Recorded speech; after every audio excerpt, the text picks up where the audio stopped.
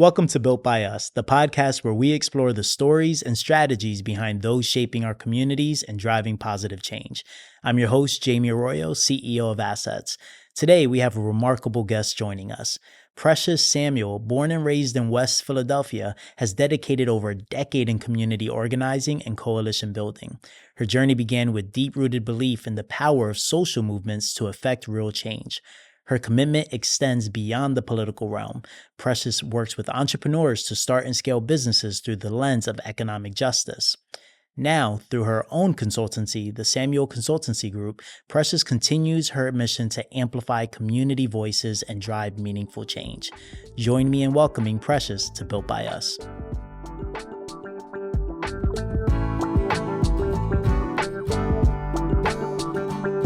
What caused you to get into business for yourself? Because there's a similar or a parallel there that, caused you to start your business. Yeah, that's a good question. So after working 10 years in community organizing, doing social economic justice work, I realized I wanted to pivot. I realized I wanted a career change. And so I took a break from that work. But through that process, I was applying for jobs in industries that I felt like I wanted to obtain more information on and knowledge, and I was interested in working in. And I was getting rejection after rejection, not because I wasn't qualified or skilled enough or had the experience enough. I was getting rejected because I didn't have a college degree. And so I had to create my own path to opportunity because someone said that a piece of paper was more valuable than my experience on the job. That's interesting. So what started the push towards that entrepreneurship that you said, you know what, I'm going to go do it on my own? Yeah, I couldn't find a job. Yeah. I could not find a job. And so I was like, dang, what am I going to do? And so I started to really look at those job descriptions and craft a company through the job descriptions. But that was also probably the thing that I did wrong was like I created a job for myself as opposed to a business. but really what pushed it over was that I decided that I was going to own my power. And I decided that I was going to own my experience and operate in my experience and my value as opposed to an organization being able to tell me you're not worthy enough to work for us because you don't have a college degree. But they'll let me consult with them. They'll let me sit on their boards. They'll let me sit on their committees, but they won't let me work for them as an employee because I didn't have a college degree. So I created an entryway into their organizations to still be able to do the impact and serve the community the way in which I wanted to regardless. Yeah. So that's an interesting way to kind of pivot in that moment. Did you have like guidance in that decision making or mentorship that helped you kind of see that? How did you see that during that time? Yeah, I think I had a lot of people in my space at the time that were entrepreneurs that had their own businesses. I also was very good about networking and going to events to align myself with the type of people that I really wanted to work with, or even the type of behaviors that I wanted. I was watching other people and I was like, oh, okay, they're going to this event. They're doing this activity. They're learning about these things. How do I get in? And so I was able to just really align myself with the right group of people. And I think they all were putting bugs in my ear and were like, you could do this by yourself. Your skills are transferable. And I was like, I don't know. And so even when I think about being an organizer, we use the word coalition building. In business world, they use collaboration, partnership, strategic partnerships. And so it was transferable to a degree, right? And so I had to learn how to really use my skills and show people my skill set and show them that it was transferable, that I could come into these organizations and still provide value through my experience, especially being on the ground in the community and a lot of people wanting to have community impact that often don't have it or don't have it in an effective way. Yeah. That's interesting. It's that translation that needs to happen between terms. I don't think it's talked about enough, that especially when you're in one specific industry and you've been, or type of work. So if you've been organizing or coalition building for a long period of time, what does that mean in the business world and corporate settings, and how do people receive it in that way. That's interesting. I've never heard it talked about that Yeah, way. and I do have a mentor. My mentor, he's been my mentor since I was 14 years old. He actually helped to found the high school that I went to, which was a charter school out in Philadelphia, Mastery Charter School. And he was the one who was telling me to transition the words. And he looked at my resume and was like, it feels a little bit too movement-ish. And I was like, what does that mean? And so he was like, if you want to work with corporate partners, you're going to need to have a different style of a resume. And so he was the one who encouraged me to change some of the wording. And then even down to, I had also another mentor through a program, an entrepreneurship program that I went to, who said that, you know, you need to put together a capability statement, not a resume. And I was like, what is a capability statement? What is a capability statement? So I was like, oh, okay. And so I actually saw the value in creating the two and partnering them together, because the capability statement really helps to explain your expertise and what you're offering to the table. It provides your EIN number, your NACE codes are on there. It talks about your services and your offerings. It gives some testimony. It talks about partners that you've been with. It helps. Capability statement is generally what they use to procure government contracts. And when you're writing grants, it's the perfect document to submit instead of like a resume, or if you're sending someone a website, like you want to send them your capability statement because it shows who you are as a person and what your company does and the value that you could provide. Gotcha. I don't think I've ever heard of that before, so I learned something new today. So I will show you mine. Yeah, I my can't wait very to see first it. one that I ever did. Oh, wow. So tell me a little bit. So from Philadelphia? Yes, from West Philly. Yeah, so tell me a little bit about growing up in Philly. So growing up in Philly was interesting. I am a West Philly girl through and through. I'll tell you, a lot of times I think like I know more about West Philly than I know about all the other parts of Philadelphia. But you know, my mom was a mom that was like very stern, and she like kept us like really grounded on the step. And so I didn't get to experience all the things I feel like other kids got to experience, but I did go to some really great schools. I participated in extracurricular activities, and I have this one like proud moment that I remember. And I think it was the moment that sparked my interest in impact building, right? And like really doing good work and helping people.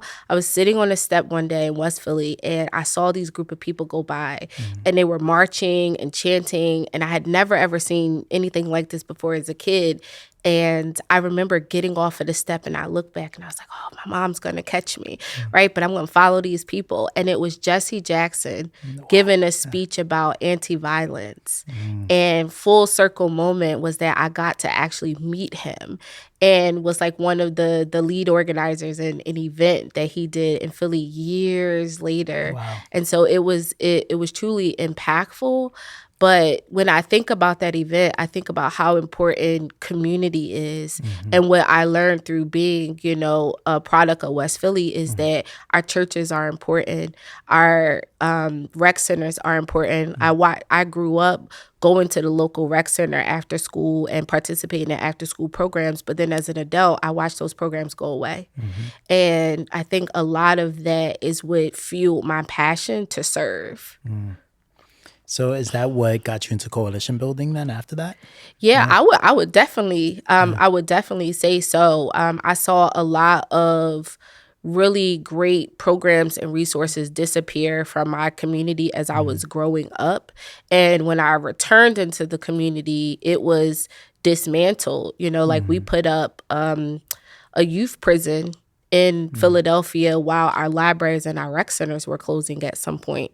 And so for me, I did start like my activism work and organizing around that time. And then also I have a grandfather that was wrongfully incarcerated. And so that became one of the first missions that I learned about, was just like mass incarceration and how it impacts the Black family. And my grandfather died in prison. Wow. And so that was something that really impacted me and made me think about how do we put together the right resources and the right people and the right capital to make sure that families aren't being broken apart by big systems like that. Yeah. So, and it's interesting hearing that it seems to me you found a lot of different pieces of the puzzle, and the work that you're doing now is putting those pieces together in your work. Yeah, I Yeah. would say so. Yeah. Tell me a little bit about the consulting business today and how some of those things play into what you're doing today. Yeah. So what we do at Samuel Consultancy Group is help organizations plan, execute, and manage their big picture initiatives as well as their projects. So it's interesting when I normally talk about it, I do say that, we make it make sense and we put those pieces together. So for you to come up with that analogy, it was very interesting. It's almost like, we're the orchestrators, Yeah. right? And like we're helping make sure that all your notes are there in a way. And so I think in a way too, how it has impacted me is because I wanted to align myself with the right type of contracts and the right type of organizations and the right type of business, because it was important for me to still see my self within the work and my impact still had to resonate within my values. How important is that to make sure that the work you're doing aligns with your values? Yeah, I think it's very important because as entrepreneurs, it's very easy to accept fast money. And when people get really excited about the work that you're doing and they see an avenue for them to even get support or to benefit from your services, you'll say yes, yes, yes, yes, yes. But you have to take a step back and say, how is this really impacting me? Is it on brand for what I want to be known for? And asking yourself in the long run, like, is this type of work even sustainable, right? And I think a lot of times we're willing to just take contracts and we don't think about the impact that that contract is going to make. And even the organization that we're working for, like, is this organization the right group to even align myself with? Yeah. Because I want to do good work and I want to know that the organizations that I'm partnering with through these opportunities are also on the same page as me. So asking about their mission and their vision and their plan to support community are all important pieces of that puzzle too. Yeah. This special podcast episode is built by the Lancaster County Community Foundation, which uses this transformational potential of community-based philanthropy and the power of endowment to help shape a Lancaster County where every individual is valued, has a sense of belonging, and has the opportunity to thrive. Thank you to our friends at the Lancaster County Community Foundation for making it possible to provide access to training and lending for entrepreneurs. Yeah, and I think people forget that, especially for entrepreneurs, your business is an extension of you. So the people that whether it's your business, the businesses you do business with, or even companies that you work for, people see you. I know sometimes we try to separate it, but they see you as one and the same. So if those values aren't aligned, is that how you want to be represented in the community, aligned with something that doesn't match your values? Yeah. Yeah, you said it better than me. No, I think you hit it right on the head. And you said something about, we talked a little bit earlier about you being a conductor. Tell me a little bit about that. Yeah, so I it's interesting. I should have did the research around like what was that skill test that I took, but it was a skill test, and it shows that I'm a conductor, and one of the things that my strength is I can be able to get on a train and see all the moving pieces of a train. I can be able to tell you where the strengths really essentially do a SWOT analysis on a train as soon as I arrive. Yeah. And so that is a skill set that I pride myself in. And I also try to navigate well, because it's not easy for organizations to hear the risks that are associated with their projects and their initiatives, whereas they want to hear oftentimes, here's the success story. But there's a lot of risk that we also have to factor in when we're thinking about organizing these different programs. And a lot of times we forget about that because we're thinking about the end result, but what is the in between? Yeah. I think not too many businesses in general, but entrepreneurs think about risk management in general. It's the reason why you have insurance, right? Why you're supposed to have insurance. Well, yeah. Hopefully everyone has insurance. But yeah, we don't think about the risks, and sometimes it could be it can seem as you're being pessimistic if you're calling out some of these things, or you're not you're just pessimistic. You're not, you're always thinking about the negative. But the reality is, if you don't, what I like to say, see around the corner and what could potentially be there, you could be in a world full of hurt if you're not prepared for that. Yeah. So how do you navigate the, being optimistic in business, wanting to have a forward looking vision at the same time, understanding there might be obstacles along the way? Oof. I think you are calling me out with that question because when I first started my company, I did not think about risks. I did not think about any forward thinking strategy towards anything. I didn't even have a business plan. Yeah. The first thing I did was create an LLC. That is not the first thing that you should do. Yeah. And so I do believe it to be very critical to think about your plan as a business and the strategic direction that you're going to take as a business to ensure your sustainability as a business. And when you think about risks, like what are all the things that could potentially happen? You could go out of business. You could get sued when we think about the business insurance that you need, right? There are so many factors, but I think the reality is that a lot of people don't know how to assess those risks. So they can't think about them because what they see is the glitz and glam of entrepreneurship and making money and like what social media tells us, as opposed to I messed up and I moved too quick and now I'm failing. Or perhaps I didn't even have a business bank account. Yeah. And I don't even know how to accept this money, right? When I first started, I didn't have a business bank account. I didn't know how I was even going to make money. I had no model. I did not have a business model. I was like, yeah, I just got this company and I was telling people I have this thing and I do this thing. And they're like, okay, great. And then as soon as an opportunity presented itself to me, I had to run to my mentor and say, hey, what am I supposed to do? He's like, well, you got to get a business account, Precious. You have to put this proposal together. And I was like, oh, okay. Yeah. So, like we can't be afraid to ask the questions that we don't know the answers to. Yeah. And that takes a level of self-awareness. Going back to the conductor example that you talked about. But I think if you're not self-aware to know what the weaknesses you might have, you're not prepared to actually figure out how do I find resources or educate myself to kind of plug in those gaps. Yeah, I agree. Yeah. So talk to me a little bit about entrepreneurship and how you're helping others become stronger entrepreneurs. I know you've ran an incubator in the past or currently do. Tell me about some of your experience helping other entrepreneurs kind of avoid some of these pitfalls. Yeah. Well, I think that it starts from my own story because I am a product of the same program that I run. And so back in 2019, when I first started my company, and again, I told you, I just created an LLC. I didn't write a plan. I didn't have a pitch deck. I didn't have a logo, any of the things, right? But I went into an entrepreneur program called Be Smart in Philadelphia, and they taught me, it was a 12-week program, and what they taught me was the ins and outs of how to start, launch, and really grow a business.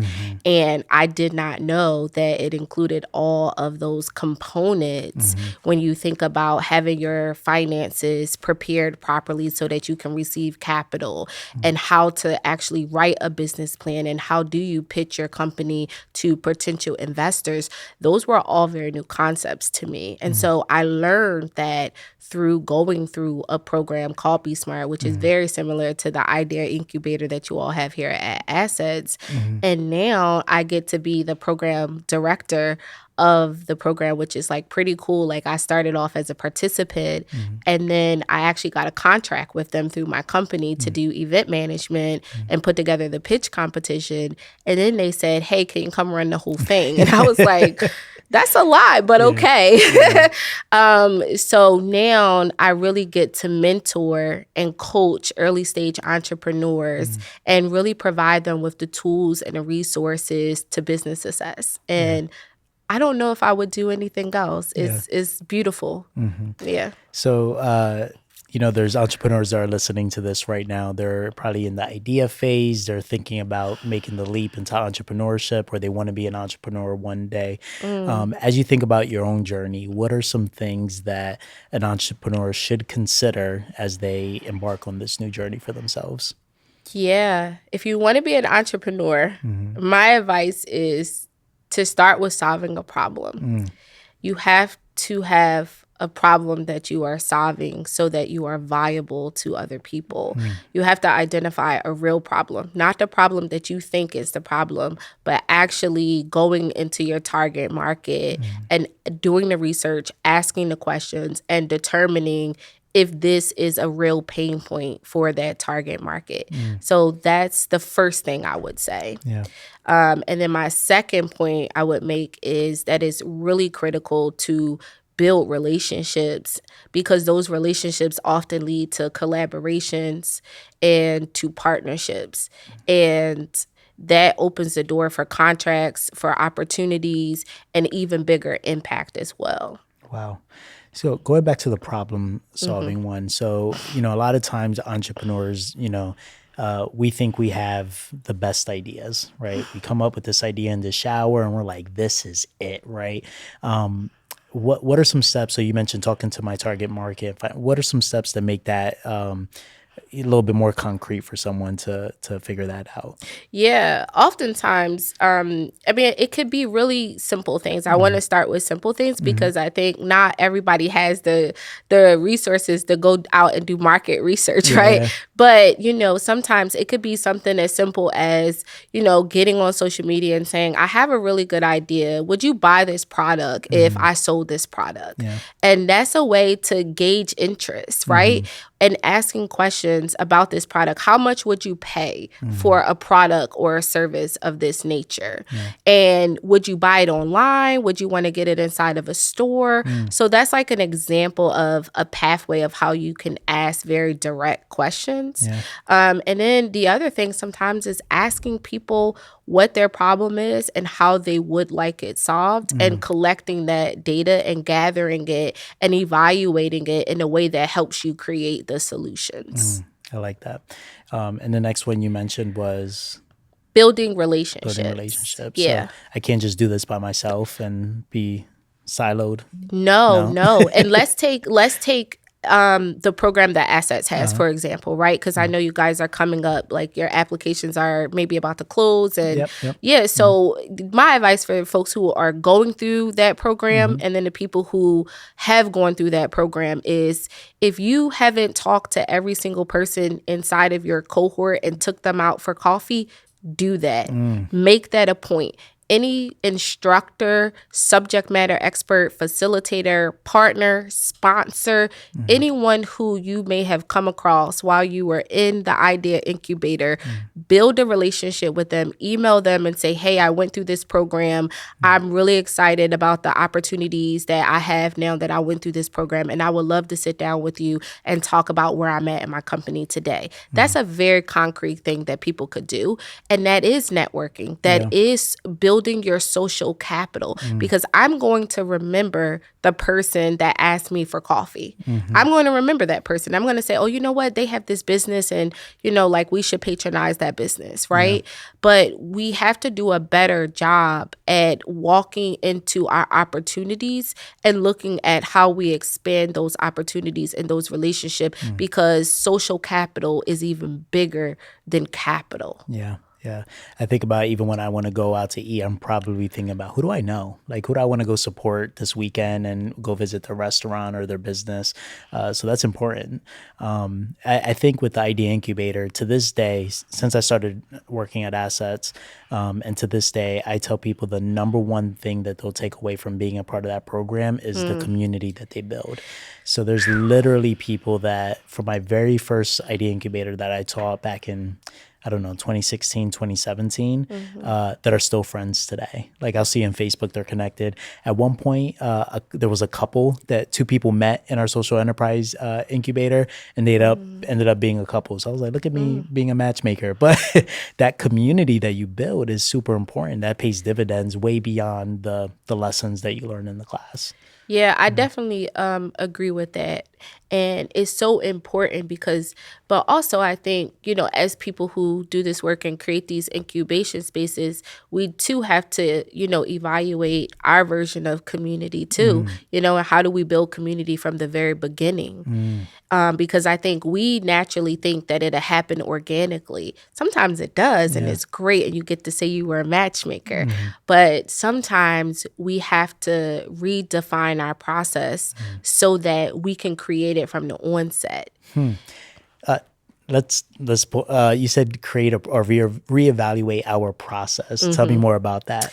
Well, yeah, I think because a lot of times we run the programs the way we're traditionally running the programs, and it's having the impact that it is. But until you go in and you survey your people and you ask them detailed questions about their experience, that's when I believe that you're going to get an answer that's going to help you reevaluate your process when you ask about the experience of the participants. So kind of what I was thinking when you were talking about social capital is what is your process to building that social capital? So sometimes we think it is organic when we build friendships because a lot of the relationships we build happens organically, right? It's the person you connect with in class because you sat next to them, and maybe someone's a little bit funnier than the other person.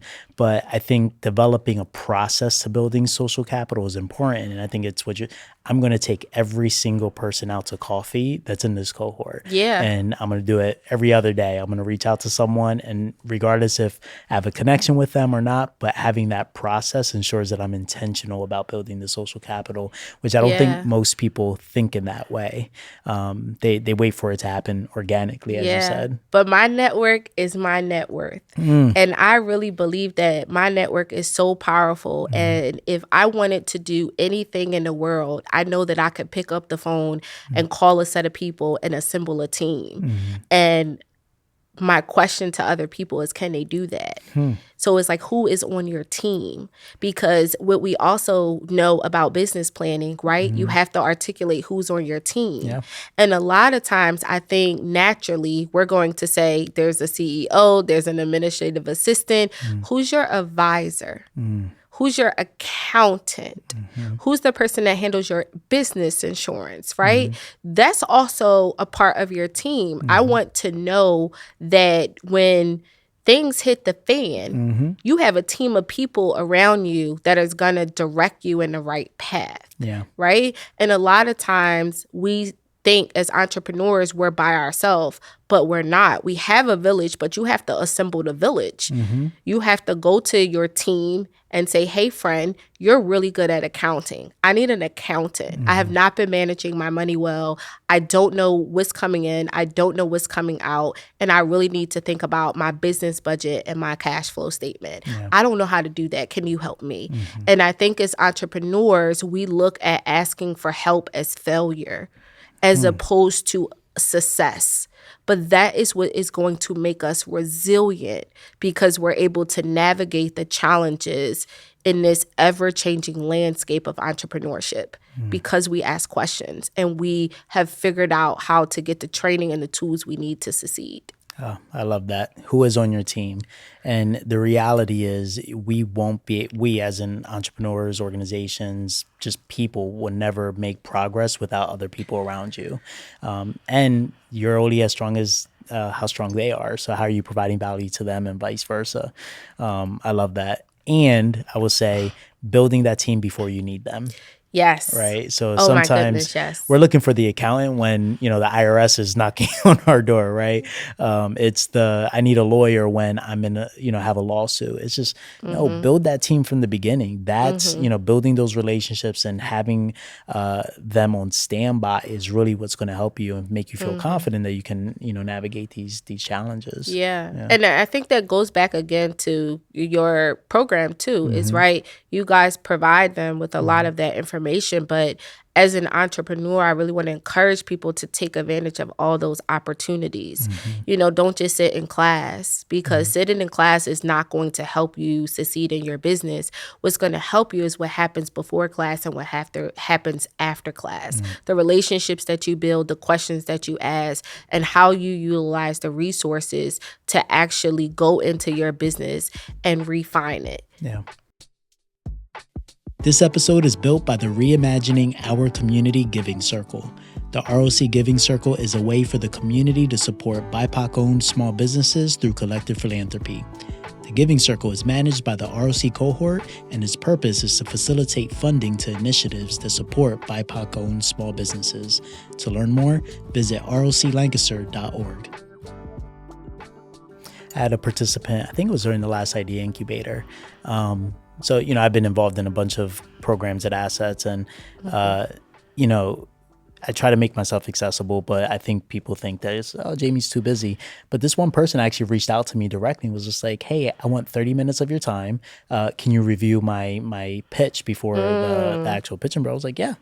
Got it scheduled on the calendar, and we were talking. She mentioned, she's like, I didn't think I was gonna get on your calendar. I know you're busy. I was like, yeah. Oh, there's always time. We can always make time for this, right? Yes. But there was one person out of a dozen people that were in that class that would have had the same opportunity, but just didn't take that initiative beforehand to go above and beyond the classroom. Yeah.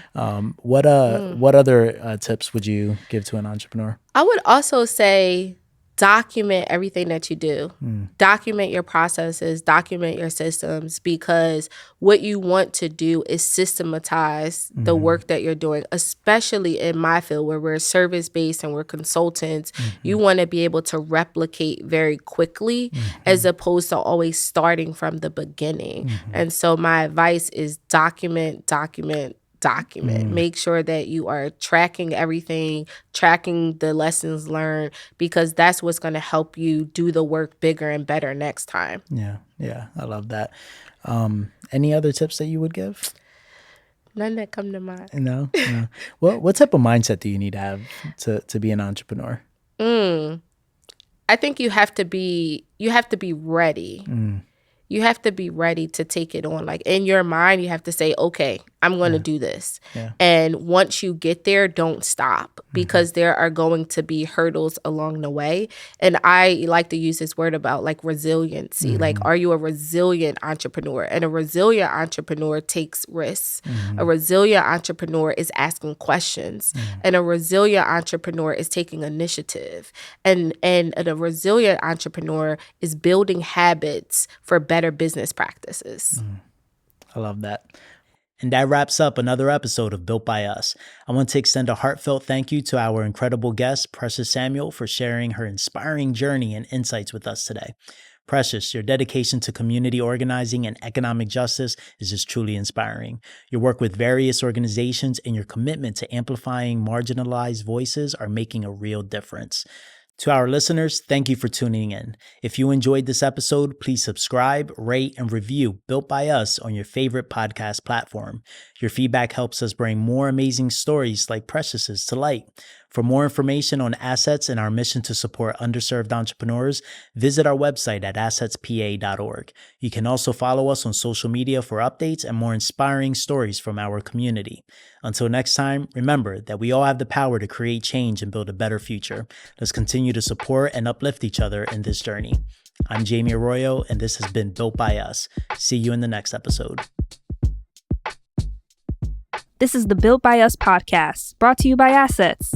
Visit us at assetspa.org to learn more about the products and services we provide, and you can follow us on Facebook, LinkedIn, Instagram, and YouTube.